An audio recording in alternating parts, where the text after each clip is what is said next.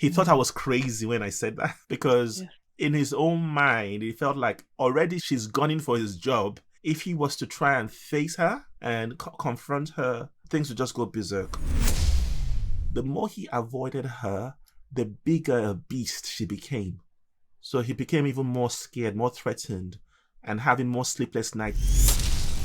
I couldn't Mm. understand why he was struggling to sleep. Couldn't understand why he was struggling with anxiety. He actually started having moments where his boss was smiling at him, where before she was constantly frowning and thinking. Mm. He began to see more of her weaknesses and felt Mhm. less threatened. So, in a way, it helped to level the playing field for him. Where he was just avoiding before, now he's no longer avoiding. Sometimes he's actually questioning some of the things she's saying, which initially took her back, but eventually it enabled them to now start to have a better dynamic between themselves, where she was more Mm. respectful of him. Want to welcome you all to today's tutorial, where we'll be looking at how to find strength when life breaks you down. And my name is Adewale from stresstherapist.net. Before we get into the presentation itself, I want to just invite you to come and join us on the 2nd of November. We're going to be starting our No More Energy Drain 30-day challenge, where we're going to be looking at practical ways of helping you develop motivation, develop energy, and being able to just get through life without constantly feeling tired and drained. So if you're interested in joining this challenge, all you just have to do is go to stresstherapist.net/energy.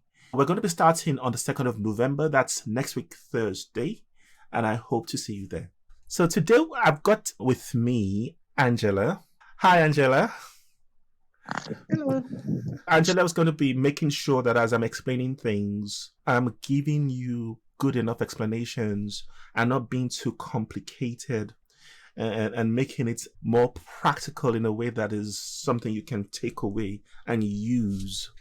And today I want to base this discussion on an experience I had with one of my clients who initially life was pleasant for him and had very little problems. He was one of those people who used to enjoy going to work, and he would go to work and actually find work a real pleasure.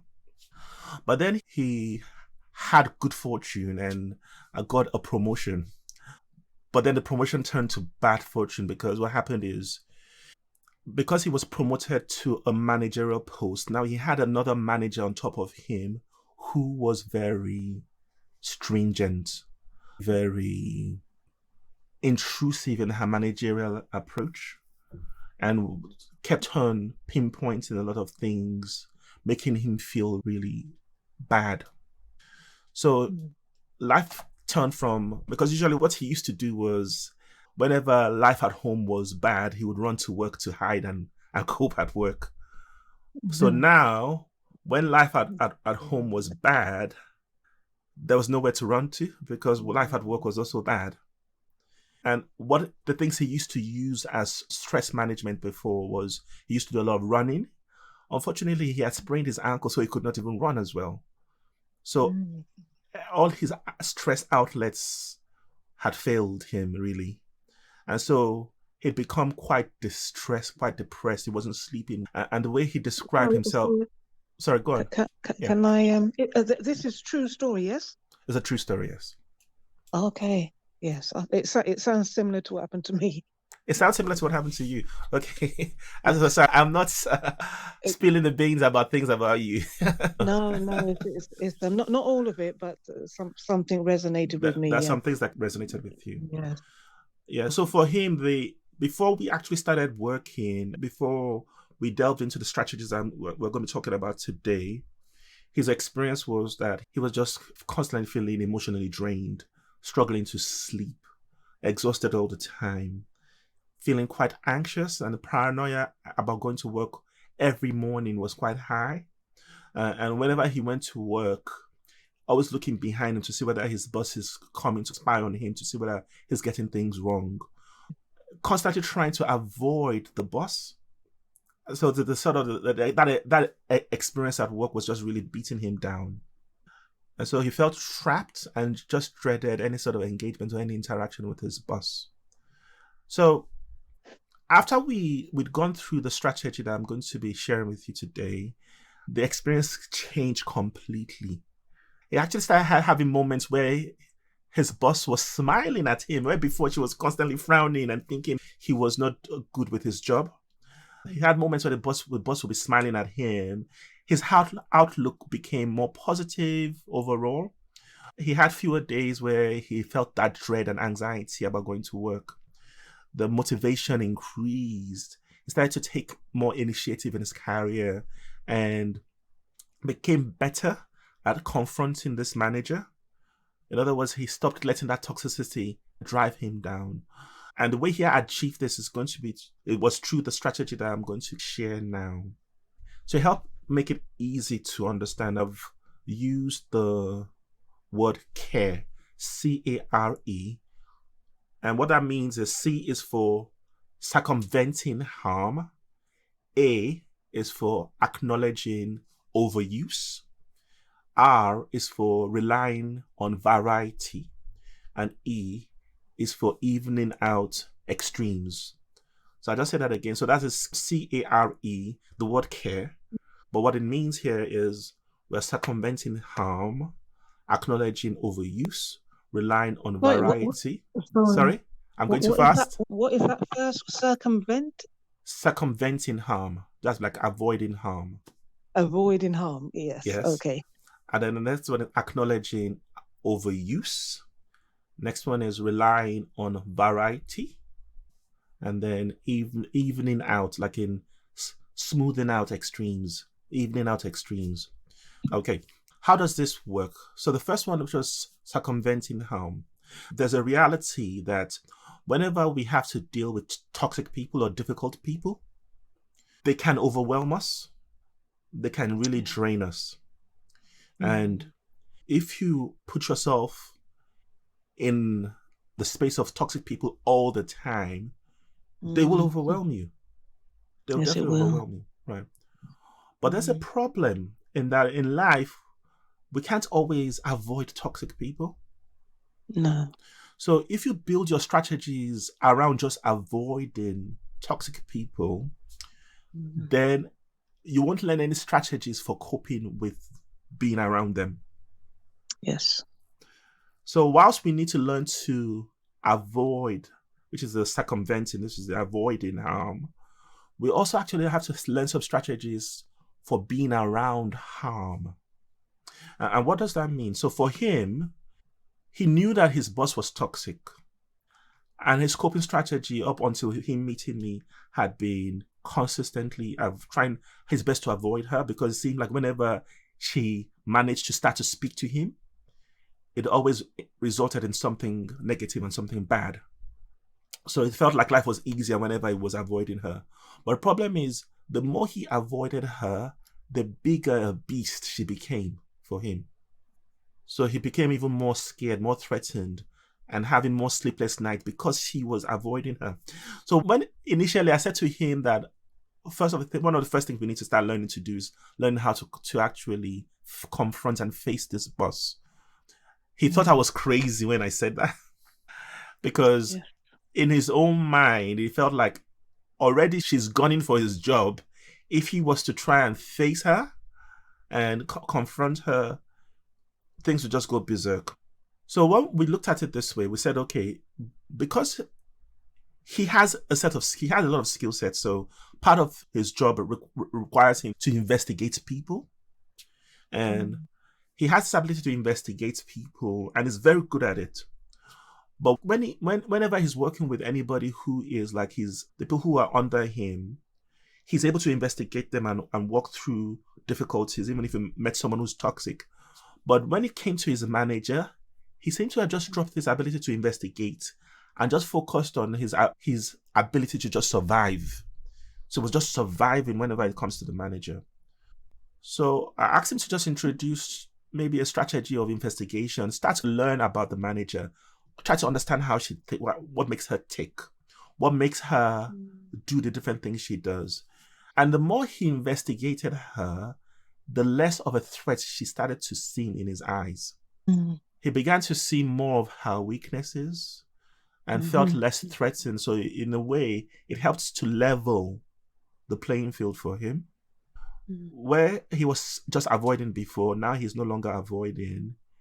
Sometimes he's actually questioning some of the things she's saying, which initially took her back, but eventually it enabled them to now start to have a better dynamic between themselves, where she was more Mm. respectful of him and would just not say anything because he could challenge it, and it doesn't go the way she wants. Okay, so what's my point there? Yes, in certain situations, it's important for us to recognize that we may need to avoid some toxic people sometimes. But then it's Mm. crucial that we have to also learn the skill to handle toxic Strategy. people we can't avoid. Mm. Did that make sense? Oh, absolutely. It I've makes had sense. enough of those. I've had plenty of those. Not Yes. not plenty actually. I've had a few. We've had a few. Okay. But sometimes a few feel like plenty when we're dealing with Yes. toxic people. Okay. So that's Mm. the first one, which was about circumventing harm, learning to circumvent harm. The Mm. second one is acknowledging overuse. And what are we acknowledging overuse? Because what tends to happen for most of us is that when we are dealing with life, we zone in on one or two coping strategies and rely heavily on those strategies. So for him, one of the strategies he had relied heavily on was going to work because work was a safe space. Mm. Whenever home was stressful, he went to work as a coping strategy. But that work was no longer available as a coping strategy. That he was relying on running because he always ran as a way of distressing. Now he could not run as well. What happened? The two main coping strategies he had busted, which means his stress levels is going to go through the roof. How often do we spend a lot of energy just learning one or two strategies for coping? Maybe your coping strategy would be maybe watching something on YouTube, but then you may have an experience where the stress becomes so heavy that you can't even focus on YouTube. So how are you going to Yeah. cope in that stage? Listen Um, to some music. and then maybe you listen to the music, but then if it gets so bad that even music is not working, then how are you going to Mm. cope? So the problem here is whenever we rely too much on just one or two strategies, it's easy to get into this trap where we lose our ability to cope. The goal really here is to spend a lot of time learning more than one. I actually recommend having 6 different strategies for reducing stress. Mm. So if you felt like maybe going to work was a strategy that helps you to cope, there's nothing wrong with having those strategies. But as long as it's not just one or two, you're better off even having 3 or 4 than having one or two because when that one or two does not work, then you are left on your own. Does that make sense? Oh yes, yes it Yes. does. Okay. So when you're acknowledging that if you only relying on one, the goal will be to rely on more than one. So that's dealing with the A and the R of the word care. So A is that you're acknowledging that you're overusing one or two strategies. And there's another one that's quite common, especially if you tend to be that person who doesn't tend to have many friends. Let's say you have just one or two friends. The tendency is to rely heavily on that one or two friends Yeah. so that when you are in a lot of struggle, it's only that friend you go to. And what tends to happen is you overwhelm that friend, even if the friend doesn't necessarily say you're overwhelming them. Yeah, You, be you, you naturally overburden that one friend. So if you had maybe 3, 4, 5, 6 friends that you could talk to about different things, none of them gets too overwhelmed because you have spread the load above all of them. So yes, we now recognize okay, we just need to rely on a variety of strategies. So part of those strategies could be taking regular breaks, could be using apps on your phone, like you mentioned, could be actually treating yourself with self-compassion a lot because one of the one of the hardest things to coping emotionally is high self-criticism. mm. And for this client that I'm talking about today, one of the things he used to do heavily was to criticize himself for Yeah. struggling. I couldn't Mm. understand why he was struggling to sleep. Couldn't understand why he was struggling with anxiety. But one of the things I Mm. said to him was, he's comparing how he was before and now.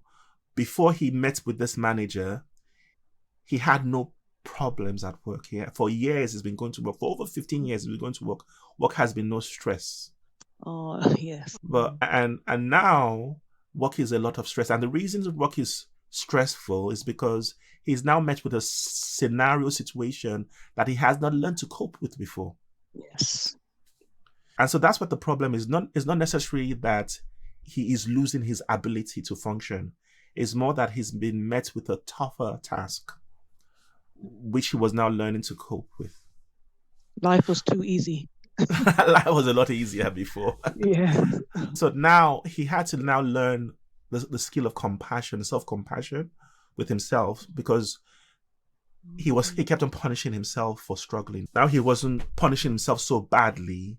That started to help him learn to cope better. Okay. It is important that we are challenged to a certain extent because that helps us to grow as an individual and just especially when we're challenged in our weaker areas and we might have somebody who's supportive with us, working with us, but the challenges are important to help us to grow and cope. As you're talking about coping, Yeah. we yes, that's what I've experienced. Yeah. I think it can be easy to get really eaten up by the pain of those challenges when we are in it. But we don't often see that those are opportunities to learn skills for coping and becoming more Yes. resilient. Yeah. So we've covered C, we've covered A, we've covered R, and the final strategy is E, which is evening out the extremes. So this is about finding balance, because what tends to happen is we don't realize it, but throughout life we tend to cope by leaning a lot on the things that are our strengths. Mm. So, for example, my client, one of his strengths was being a very organized person. He would organize, like if you go to his house, everything is organized. The cupboards are organized, the books are organized. You open his drawer, the socks has the place it should be. Mm. So that was a lot of how he coped. But when life placed him in a situation that he could not organize, then he couldn't cope. So in a way, the organization became a bit of a trap. Leaning on organization became a bit of a trap, because what tends to happen is when you are now in a situation where that's not so organized, you can't Yeah. think clearly. You become Yes. quite anxious and stressed. Yes, I like to be organized and I have got stressed when things are not, especially when I'm working with other people, and I do get anxious there if things are not a certain way. So often that's highlighting that we are leaning on certain strengths a bit too much, that we don't, Mm. sometimes we don't even realize that's what we're doing. Yeah, that's right. So for him, learning to be comfortable in disorganized situations meant that he was learning a new set of skills for flexibility, and actually giving himself that leeway to learn that starts to help him to balance his stress. I'm just wondering what other examples can work for that. What other strengths might someone have? Let's say you're someone who's very kind, for example. So that kindness could be seen as a strength because it makes you pull people towards you, right? But then that strength, that kindness as well could become a weakness because it causes people to take advantage of you. Yes. So yes, I've my experience a few times. Yes, being too kind. So Um, now for this particular client, one of his strengths was being highly principled. And having these high principles meant that he always tended to push himself to do well. But part of that process also needed other people to recognize he was doing well. But now being placed under a manager who wasn't looking at the good he was doing, it crumbled that coping mechanism.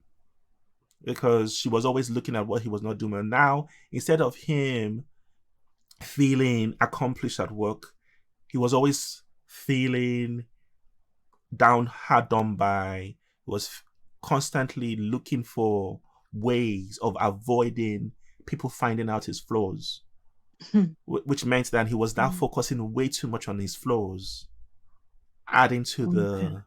the negative anxiety experiences he was having. Mm. So one of the things we then did was to say, okay, this principle, just being a principled person and always doing well, may actually not be a good thing, because it's causing you to look too hard on what you're not doing well enough, trying to improve what you're Mm. not doing well enough. What if we Okay. spend more time noticing the things you've done well enough and actually start to log that? So eh, Mm. what he did was to start to pick the things that he would have usually ignored or discounted, and he started to note them every day. And this started to help him feel more confident, which was part of the reason why he could now see reasons to challenge his manager when she made a complaint about some things. Mm. Um, Okay. so this is how we apply the care strategy in a way that it then helped him to start to feel less overwhelmed, and helped him to actually be more confident to go to work, feel happier, and as a result, he was starting to sleep better. His appetite improved, and the sense of enjoyment in life started to return. So, your approach to circumventing harm, in other words, are you always avoiding these difficult people? Because if you're always Mm. avoiding these difficult people, you're actually setting yourself up to struggle. Sometimes, unfortunately, the toxic persons are home with us, which can often make it harder. Oh yeah, that's a Yeah. totally different ball game. Yeah, it makes it very harder, because when the person is at work, you can leave them at work and go Yeah. back home. But when you know Yeah. you're going home to the toxic person, you still have to learn skills for managing Yes. that kind of a toxicity. Because if you don't Mm. learn the skills, you will be overrun by the experience. So that's the first strategy, which is circumventing harm. The second one is acknowledging overuse, like we talked about. So the idea would be sometimes we lean too much on certain stress reduction strategies. Like for our clients, it was running or going to work. So when you acknowledge that you're overusing some, then the idea was to now rely more on a variety of strategies. Like you Mm. said, that you've been relying more on some strategies around using your phone. But if we can develop 4 to 6 strategies, we Mm. are in a perhaps in a safer zone for learning to cope under pressure. And then the final strategy is learning to even out extremes. We talked Mm. about how organization can be an extreme. Nothing wrong with learning that, having that skill of being able to keep things organized. But then if he's at an extreme, that can actually be part of what causes you to have problems and stress. Mm. Or like we said, for my client, he had high principles that he was leaning on, which caused a lot of stress when somebody wasn't noticing his good work. Yeah. So just learning to dial that back a bit can also help you cope better. So this is how we apply the care strategy to reduce the pressure we're experiencing. Now the idea here is that we are not necessarily trying to take a pressure away from us completely, but Mm. recognizing that the systems that we have been using to cope is compounding the pressures we're experiencing. And then by using these steps that we've looked at today, that would help you to then take the pressure down and find yourself coping a lot better.